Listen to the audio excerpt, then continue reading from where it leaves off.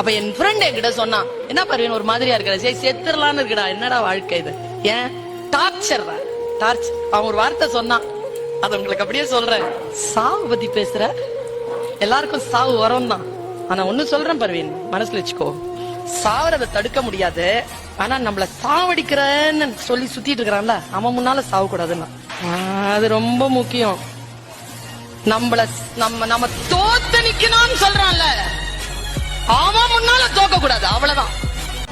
நம்மள எத்தனை பேர் அசிங்கப்படுத்தினாங்க, எத்தனை பேர் இது பண்ணாங்க யோசிச்சுக்கோங்க. பழி வாங்க வேண்டாம், யோசிச்சுக்கோங்க. உங்க சக்சஸ் தான் அவங்களுக்கு பழி வாங்குற மாதிரி. அவங்களுக்கு நீங்க நல்லதும் பண்ணுவானா கெட்டதும் பண்ணுவானா, உங்களுக்கு நீங்க நல்லது பண்ணிக்கோங்க. உங்க வேலையை நீங்க பாருங்க, அதுவே அவங்களுக்கு மூஞ்சில் அடிச்ச மாதிரி இருக்கு. சொல்றீங்க சுயமரியாதை விட்டு தரவே மாட்டேன். எவ்வளவு பெரிய ஆளா ஜாம்பவான் இருந்தாலும் போடாண்டு எழுந்து வெளியே போயின்னு இருக்கும்.